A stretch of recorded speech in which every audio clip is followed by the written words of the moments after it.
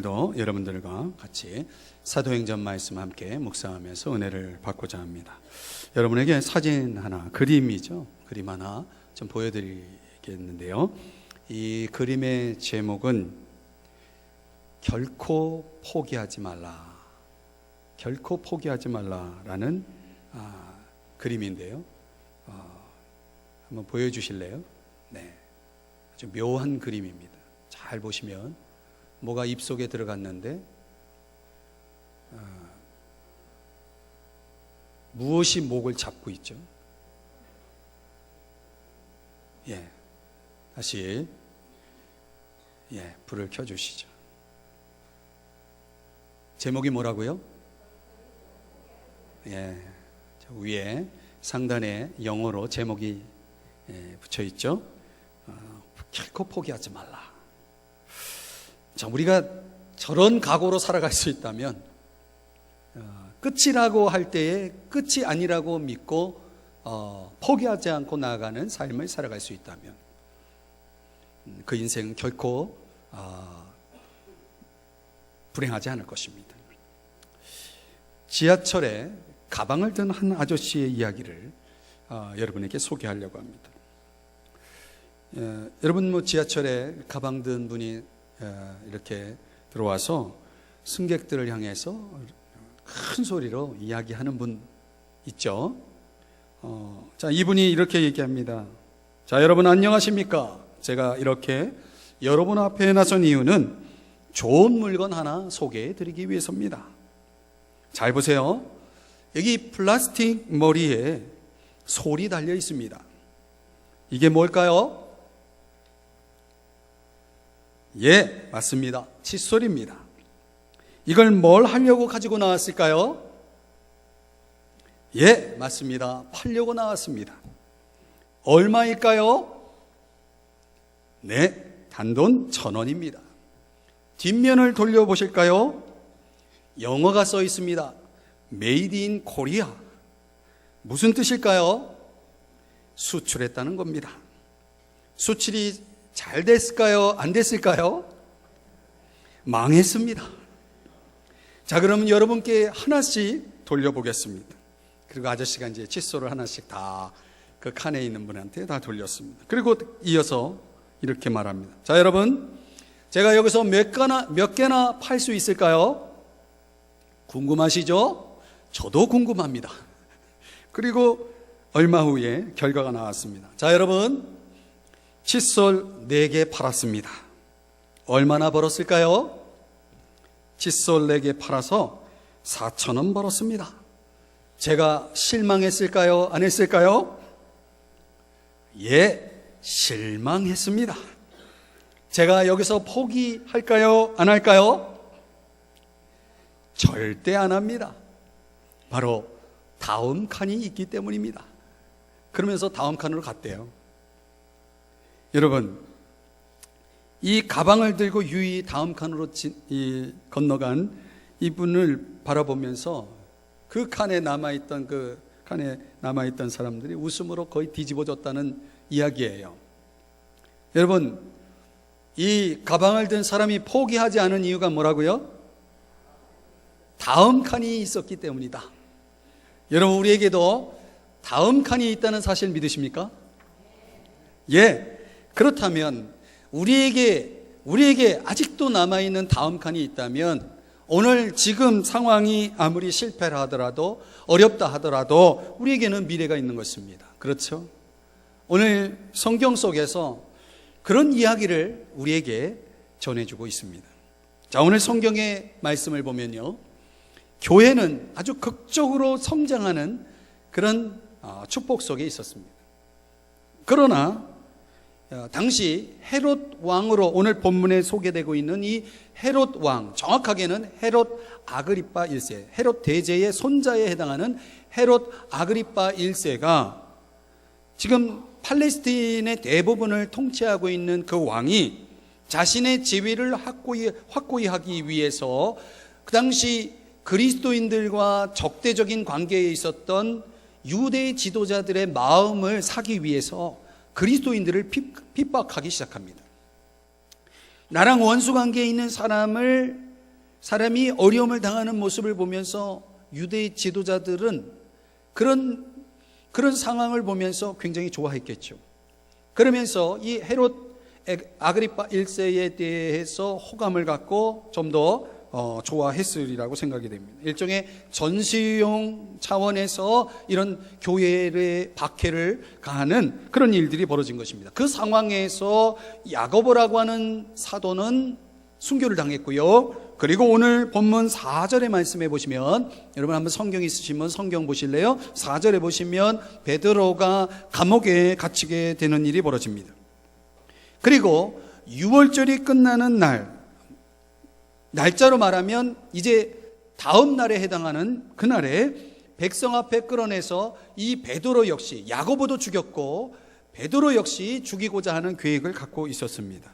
자, 베드로는 지금 당장 하룻밤이 지나면 죽음을 당하게 되는 상황입니다. 얼마나 절박한 상황이고 어려운 상황입니까? 이런 일이 베드로에게 찾아왔고 또 베드로가 몸담고 있는 교회에 찾아온 것입니다. 자, 이럴 때에 베드로와 교회는 어떤 반응을 보였을까요?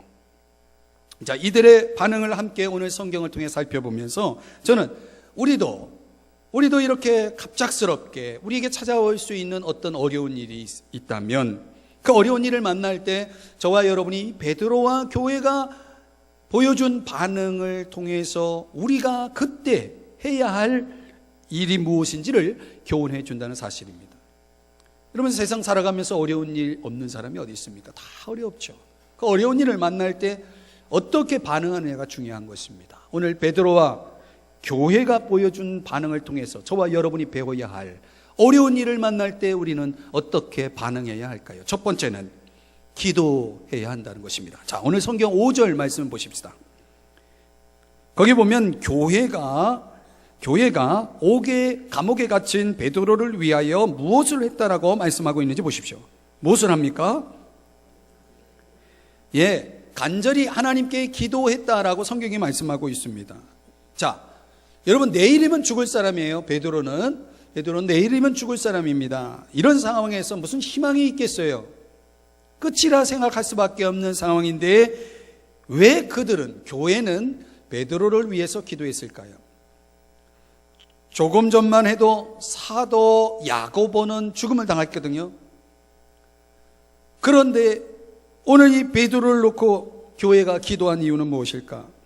5장 19절 말씀에 가보시면요, 우리가 앞서 살펴본 5장 19절 말씀에 가보면 어떤 일이 벌어지냐면 사도들이 감옥에 갇히는 일이 있었는데 그때 주의 천사가 주의 도우심으로 말미암아 그 사도들이 무사히 석방이 되는 일이 벌어집니다.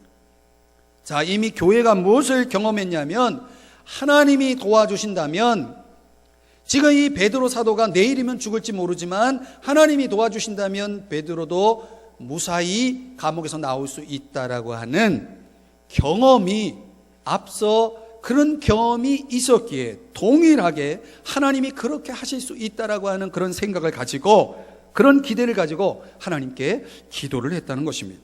여러분, 한번 저를 보실래요? 누가 기도합니까? 어떤 사람이 기도합니까? 하나님이 계시다는 믿음을 가진 사람.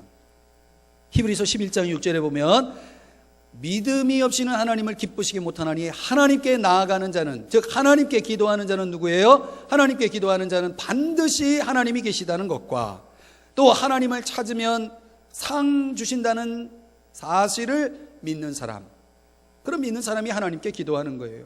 기도는 아무나 합니까? 믿음이 있어야 하는 것입니다. 기도를 안 한다면 그 사람에게 믿음이 없다는 얘기죠.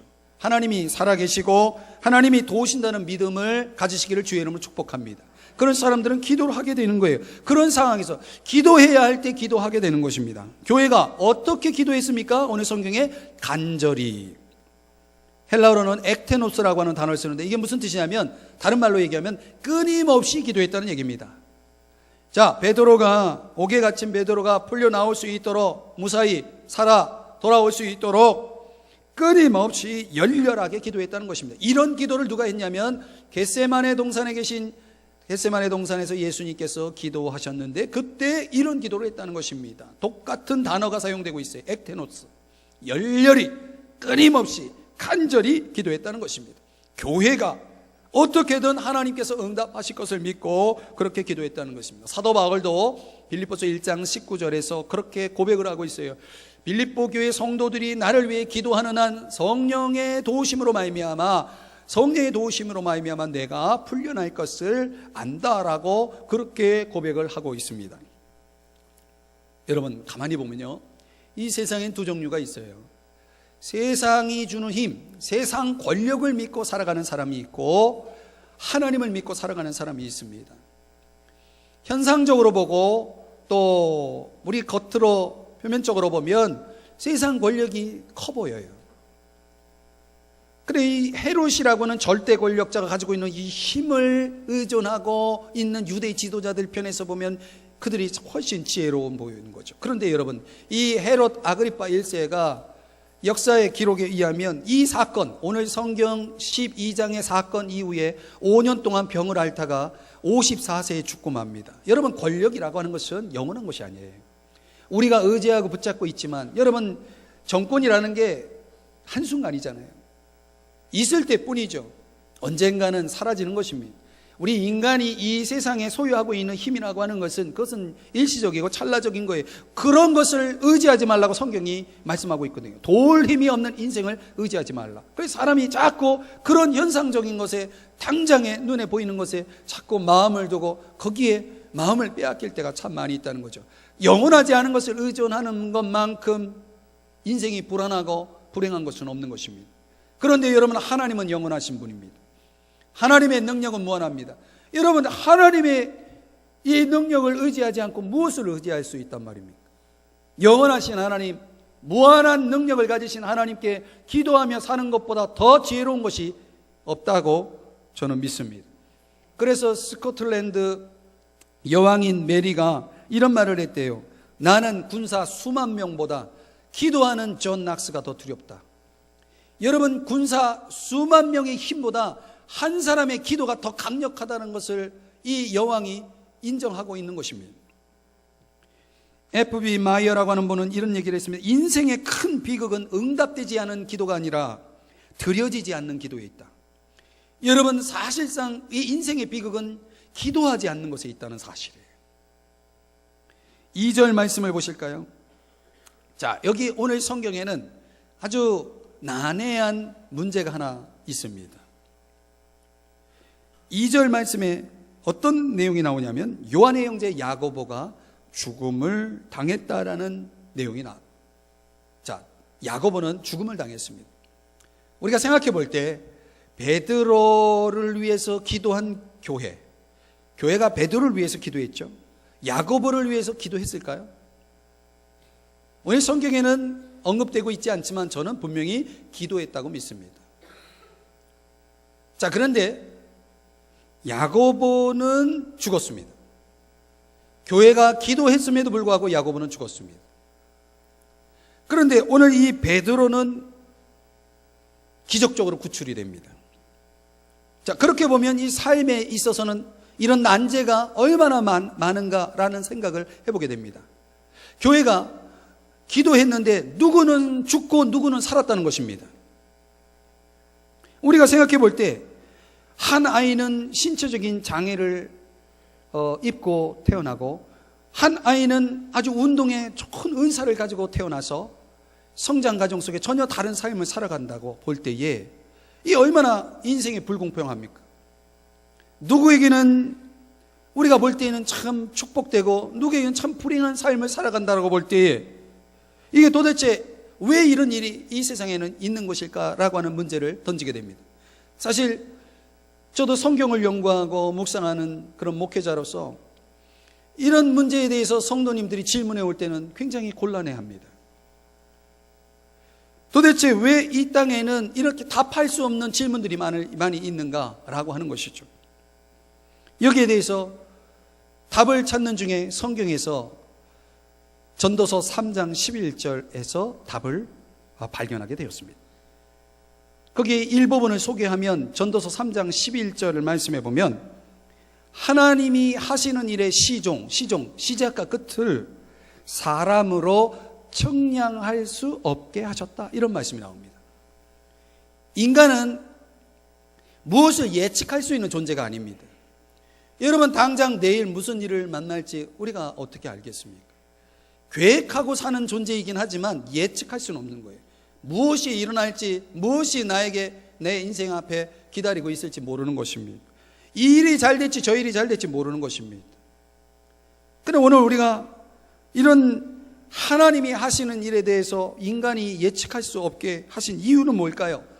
그 해답을 3장 14절에서 소개하고 있는데 그 14절 말씀에 뭐라고 되어 있습니까? 하나님이 이같이 행하심은 사람들이 그의 앞에서 경외하게 하려 하십니다. 하나님을 경외하도록. 여러분 사람이 뭐든지 알고 무엇이든지 알고 무엇이든지 예측할 수 있고 무엇이든지 계획한 대로 되고 그러면 여러분 사람이 얼마나 교만하겠어요? 아니 그 사람이 하나님이죠.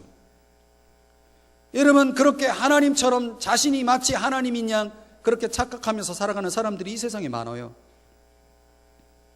그런데 하나님은 그렇게 하지 못하게 인간이 하나님을 경외할 수밖에 없도록 하나님은 한 치 앞도 내다보지 못하는 존재로 인간을 창조하셨다는 것을 성경이 말씀하고 있습니다. 이 말은 무슨 얘기냐면 무엇을 강조하는 것이냐면 하나님이 알고 계신 것을 인간은 다 알 수 없다는 얘기입니다. 그럼 언제 알 수 있을까요? 나중에 천국 가서 알 수 있는 거예요. 그럼 목회자에게 질문해도 목회자가 성경을 아무리 연구해도 거기에 대한 답을 주지 않는 경우도 있어요. 그런 부분에 있어서 목회자가 하나님입니까? 아는 척하게 모르는 건 모르는 거예요. 성경에 답을 주지 않는 것, 이런 난제도. 왜 야고보는 죽었습니까? 왜 베드로는 살았습니까? 몰라요. 그건 하나님만이 아시는 거예요.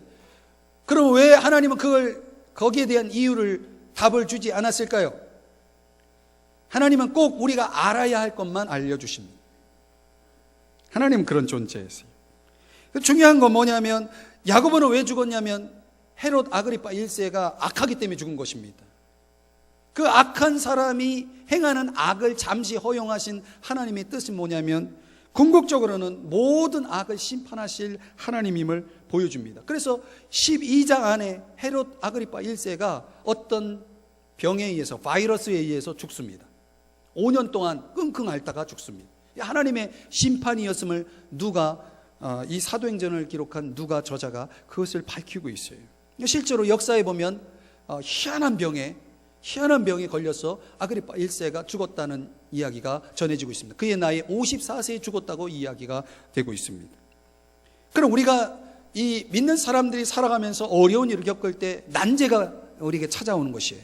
왜 나에게 저 사람은 저렇게 아무 일 없는데 왜 나에게는 이런 일이 생길까라고 할 때에 그때 우리가 생각해야 할 것은 적어도 성경 안에서 우리가 찾아낼 수 있는 답은 그런 것입니다. 나에게 주어진 그 일이 저 사람과 주어진 일이 다르고 그 다름이 결과적으로는 나에게 있어서는 첫째는 하나님께 영광이요 둘째는 우리의 유익을 위함이라는 것입니다. 성경은 그렇게 답을 주고 있어요. 그 이상 더 이상은 우리가 알 수가 없어요. 그래서 하나님께는 영광이고 우리에게는 궁극적으로 선하고 유익한 그 결과를 우리에게 주셨으므로 이를 위해서 고린도전서 10장 13절에 말씀해 보면 하나님은 두 가지로 우리에게 닥친 이 어려운 일을 두 가지 차원으로 해결해 주신다라고 말씀하고 있습니다. 하나는 피할 길을 주시든지 내가 어려운 일을 당할 때 어떤 사람에게는 그 어려운 일을 피하게 하시는 거예요. 그래 어려운 일이 없는 거예요. 피하게 하심으로 어떤 사람에게는 그 어려운 일을 겪게 하십니다. 그러나 겪되 감당하게 하신다 이렇게 성경이 말씀해 주고 있는 것입니다. 왜 그렇게 하시느냐? 결과적으로는 하나님께 영광이요 우리에게 유익하기 때문이다라고 성경은 그 정도로 답을 주는 거예요. 그 이상 이 난제 앞에 우리는 더 이상 답을 찾아낼 수가 없어요. 왜? 성경에서 침묵하고 있기 때문에 그렇습니다. 중요한 건 뭡니까? 우리는 삶의 역경 속에서 어떻게 반응하느냐가 중요한 것입니다. 어떻게 해야 됩니까? 기도해야 한다라고 말하는 것입니다. 우리의 삶에 하나님의 뜻이 이루어지고 나에게 유익한 선이 이루어지도록 하나님의 역사가 이루어지도록 우리 하나님 앞에 나아가 기도해야 한다는 것이에요. 아멜리아 할트라고 하는 분의 이야기를 전해드리면 이렇습니다. 아주 유명한 여자 비행사인데 그 대서양 횡단을 처음 성공시킨 그런 비행사라고 합니다. 여인으로서 대서양 횡단을 참 쉽지 않은 그 일을 이룸으로 인해서 많은 사람들이 이제 궁금해하는데 어떤 일이 있었냐면 이 대서양 횡단 중에 엔진이 고장났다고 합니다. 이게 바다 한복판에서 벌어진 일이에요. 그러니 여러분 이제 엔진이 고장났으니 이제 죽는 일밖에 없는 거죠. 그런 상황에서 더 이상 비행할 수 없는 상황에서 어떻게 극적으로 비행을 마치고 횡단을 무사히 성공하게 됩니다. 이 사람들이 물었어요. 도대체 그 위기를 어떻게 이겨낼 수 있었느냐, 견딜 수 있었느냐라고 묻자 그녀가 이런 유명한 대답을 했다고 합니다. 그건 간단합니다. 그 위기를 넘길 수 있었던 것은 제가 바다 위 한복판에 있었기 때문입니다. 이렇게 답을 합니다. 이게 도대체 무슨 얘기예요? 바다 한복판에 있었기 때문에 위기를 극복했다. 도대체 무슨 얘기냐? 이해가 되지 않은 기자가 다시 물었습니다. 그러자 부연하여 설명하기를 이런 답을 주었다고 합니다. 제가 위기에 있었을 때는 이미 대서양의 반을 넘어왔을 때입니다. 자, 그런 상황에서 어떻게 제가 돌아갈 수 있겠습니까? 포기하면 떨어져서 죽을 것이 당연할 것이고, 돌아갈 수 없다면 이제 저에게 남아있는 건, 제가 할 수 있는 건 하나밖에 없었습니다. 앞으로 나아가는 것이었습니다. 바로 이것이 제가 이 대서양 횡단을 성공할 수 있었던 비결입니다. 여러분, 돌아갈 수 없다면, 이 말은 무슨 얘기입니까? 이거를 우리의 삶으로 한번 적용해 보면, 어려운 일이 우리에게 닥쳤어요. 여러분, 닥친 어려운 일이 없었던 걸로 할 수는 없어요. 이미 나에게 찾아온 것을 없는 것으로 할 수 없다는 얘기예요. 그렇다면 여러분 어떻게 되겠습니까? 이 어려운 일을 극복해야 되겠죠. 뚫고 나가야 되겠죠. 앞으로 전진해야 되겠죠. 앞으로 나아간다는 게 뭡니까? 그게 기도한다는 거예요. 여러분, 하나님 앞에 나가 우리가 기도할 때 어떤 일이 벌어집니까? 여러분, 대서양 횡단이 성공적으로 마쳐진 것처럼 우리도 마침내 우리가 바라는 소원의 항구에 이르게 될 거예요. 기도하는 사람에게는 결과적으로는 그런 일이 벌어진다는 거예요. 한 가지 더 기억할 것은요, 베드로가 어려운 일을 겪었을 때, 지금 오늘 성경을 가만히 보면 베드로가 기도했다라고 나오지 않아요. 누가 기도했다라고 말하고 있습니까? 교회가 기도했다라고 말하고 있습니다. 이게 굉장히 중요한 거예요, 여러분. 여러분, 사람이 어려운 일을 만날 수 있어요. 다 누구나 만나요. 그런데 그런 상황에서 정말 어려울 때는요, 제가 경험해 보니까 그래요. 정말 힘들고 어려울 때는 기도가 안 돼요. 성경은 기도하라고 하는데 기도가 안 된다고요. 그러면 여러분, 내가 기도해야 할 때 기도가 안 되는 게 얼마나 이게 안타까워요. 그럴 때 여러분 필요한 게 나를 위해 기도해 주는 사람이 필요한 거예요. 그래서 저는 신앙생활 지혜롭게 하는 사람들에게 나타나는 특징이 뭐냐면, 항상 그 사람은 주변에 그 사람을 위해서 기도해 주는 사람이 있어요. 적어도 마태복음 18장 20절에 말씀하는 것처럼 두세 사람이 합심하여 기도하면 하나님이 들으신다고 했으니까, 나를 제외한 최소한 두세 사람이 나를 위해 매일매일, 내가 혹시 피곤하여 연약하여 낙심하여 내가 기도하지 못할지라도 나를 위해, 오늘도 나를 위해 기도해 줄 수 있는 그 누군가가 있다면, 그 누군가가 두세 사람이 있다면 여러분, 그 인생은 결코 포기하지 않을 것이고 승리하게 될 것을 믿으시기 바랍니다. 그러면 여러분, 우리가 신앙생활하면서 내 주변에 나를 위해 기도해 줄 사람이 있어야 되는 거예요. 그러면 여러분, 어떻게 나를 위해 기도해 줄 수 있습니까? 내가 기도할 제목을 나눠야죠. 내 인생의 문제를 터놓고 이야기할 수 있는 사람이 필요한 거예요. 그래서 교회 공동체가 필요한 겁니다. 여러분, 베드로가 어려움을 겪고 있는 일을 누가 알고 있었습니까? 교회가 알고 있었어요. 그러니 교회가 그것을 위해서 기도한 것이에요. 물론 오늘날 현대 교회는 너무나 복잡하고 많은 사람들이 모이기 때문에 여러분, 교회 모든 사람에게 내 문제를 다 알릴 필요는 없어요. 사실 어떤 문제는, 중요한 사안은 교회가 전체가 알아서 함께 기도하는 문제도 있을 수 있고, 어떤 경우에는 나와 같이 가까이서 말씀의 교제를 나누고 있는 구역 식구들과 나누고, 그래서 내 문제를 내놓고 기도할 때에, 혹 내가 기도할 힘이 없을 때에, 모세가 피곤하여 손이 내려왔을 때에 아론과 훌이 옆에서 손을 들어주었던 것처럼, 그래서 이스라엘 백성이 르비딤에서의 전투에서 승리할 수 있었던 것처럼, 누군가 나를 위해 기도해주는, 누군가 나를 위해 기도하는 그 존재가 필요하다는 사실이에요. 여러분, 그래도 다행스럽게 생각하세요. 한 사람은 있어요. 여러분을 위해 기도하는 한 사람은 있어요. 그러니까 여러분, 딱 두 사람만 더 정해요.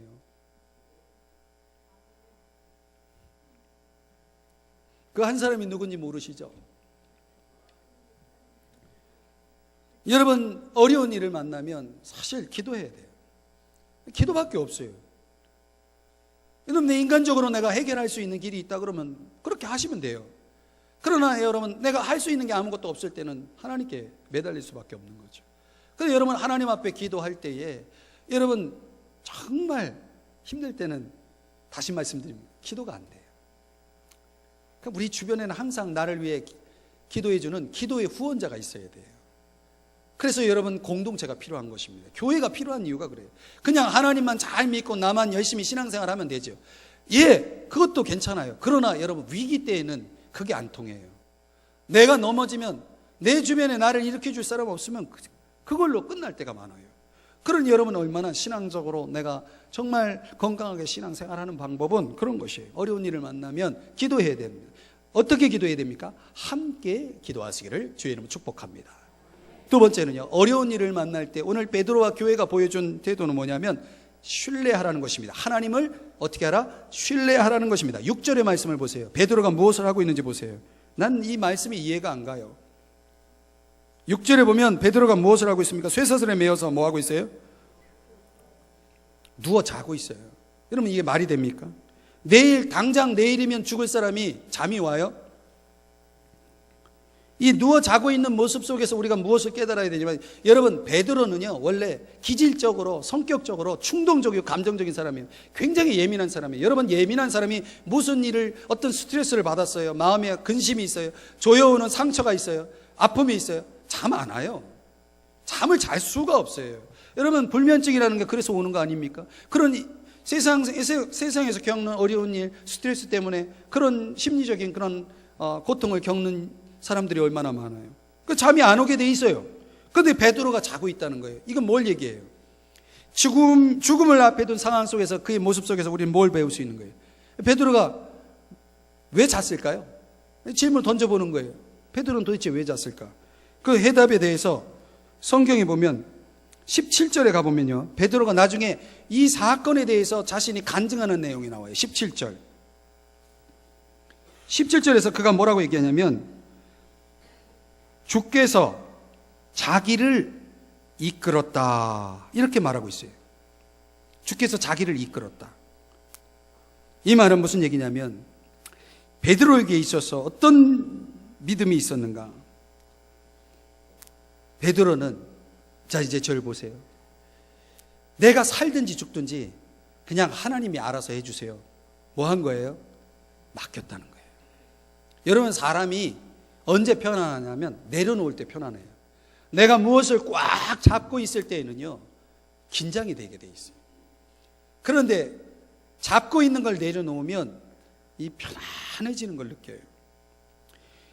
하나님의 절대적인 주권을 신뢰한 거예요. 사는 것도 하나님의 뜻이고 죽는 것도 하나님의 뜻이고, 죽어도 좋고 살아도 좋고, 이 베드로의 믿음이에요.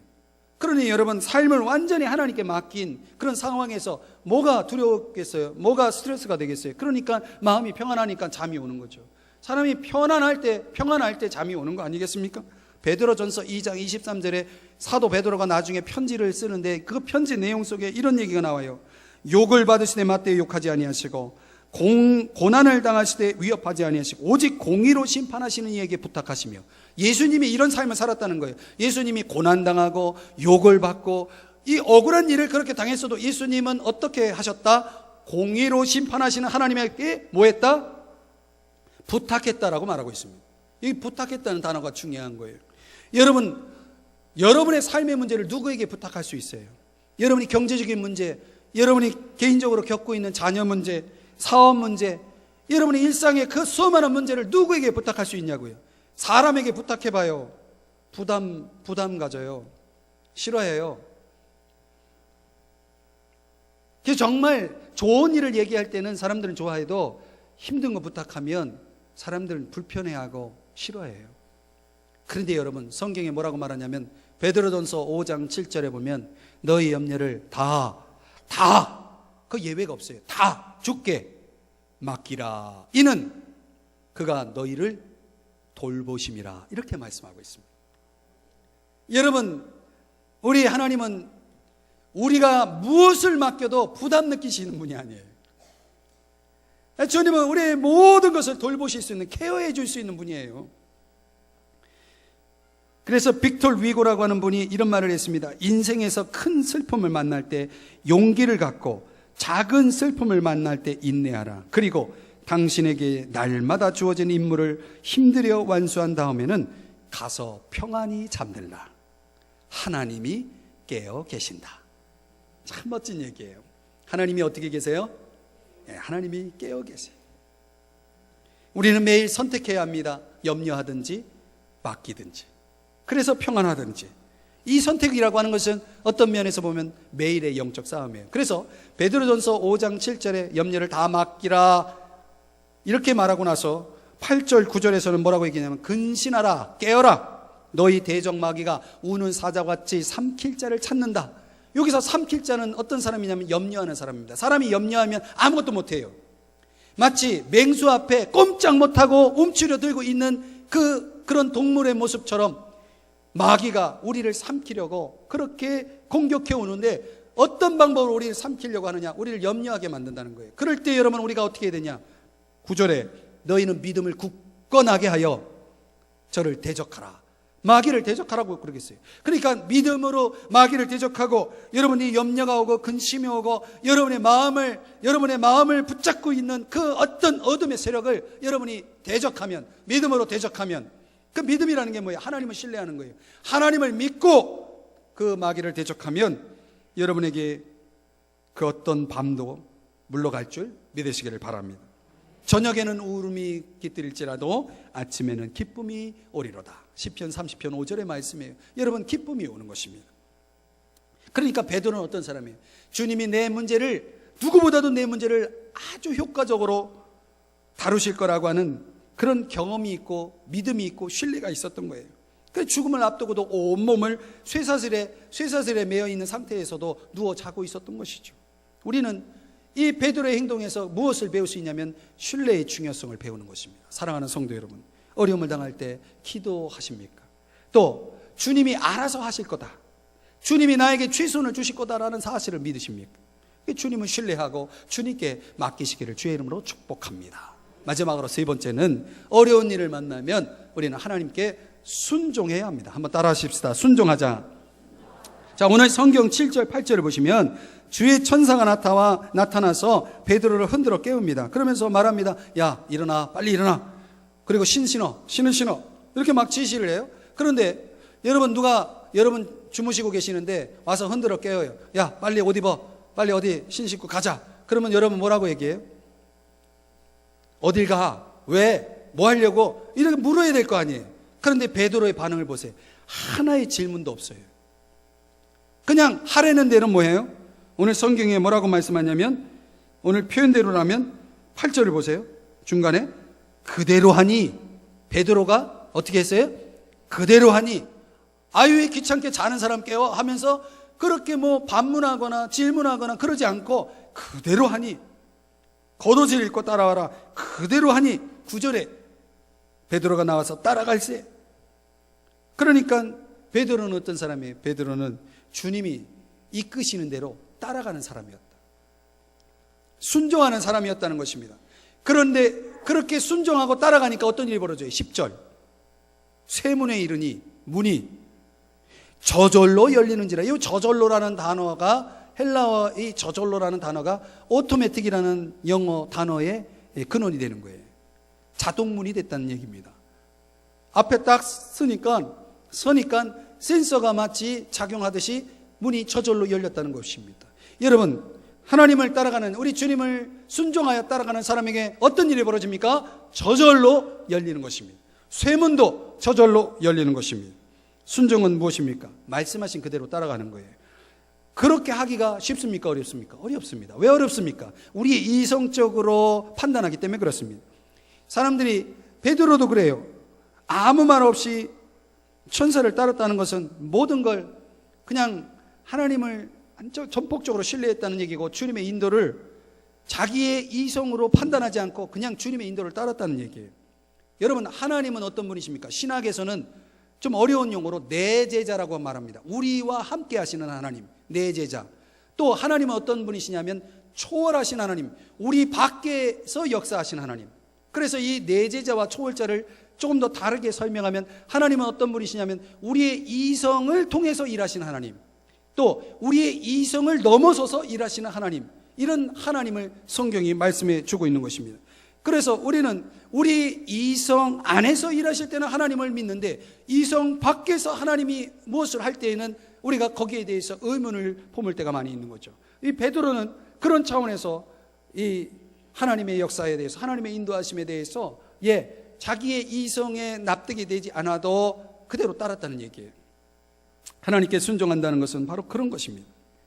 옛날 이 고전 예화인데요, 이거 들으신 분이 있을 거예요. 옛날에 어느 돈 많은 할아버지가 노비를 많이 데리고 있었는데 이 노비들에게 이제 자유를 주기로 마음을 먹었어요. 노비들에게 이제 그런 이야기를 공언하고 내일이면 너희들에게 다 자유를 주겠다. 그리고 집단 하나씩을 그 노비들에게 주면서 야, 너희들 밤새 마지막이니까 새끼를 꼬라고 그걸 줬어요. 그 중에 아주 게으른 노비가 생각하기를, 아니 오랫동안 부려먹고 내일 자유 준다면서 오늘 마지막 이 밤까지 우리에게 일을 시키는구나, 그러면서 불평하면서 대충 새끼를 꼬았다는 얘기예요. 한 노비는 그래 주인이 그래도 주인의 은덕에 의해서 내일이면 우리에게 자유를 주니 마지막이니까 최선을 다해서 새끼를 꼬아야 되겠다고 열심히 새끼를 꼬았다는 거예요.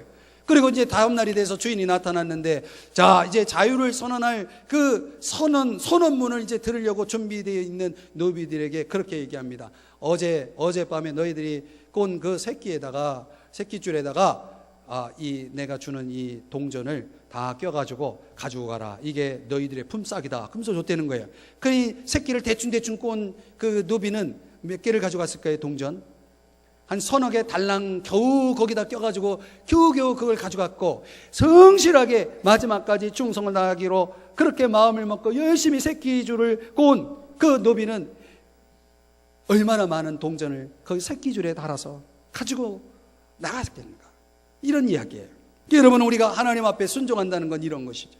우리가 생각해 볼 때 왜 이런 일을 시키는가, 왜 이렇게 말씀하시는가, 우리가 이해가 되지 않을 수 있습니다. 그러나 이해가 되지 않아도 거기에는 하나님의 선하심이 있고 하나님의 축복이 있는 거예요. 그러니까 그걸 따라갈 때에, 순종할 때에 문이 저절로 열렸던 것처럼 새끼줄에 큰 동전, 많은 동전을 얻고 자유를 얻어 나간 노비처럼 우리에게는 축복이 있다는 사실을 믿으시기를 바랍니다. 어려운 일을 만날 때 그러므로 여러분, 우리는 하나님을 신뢰하고 순종해야 한다는 거예요. 사랑하는 여러분, 윌리엄 템플이라는 분이 이런 얘기를 했어요. 내가 기도할 때 우연의 일치가 일어난다. 그러나 내가 기도하지 않을 때는 그 우연조차도 일어나지 않는다.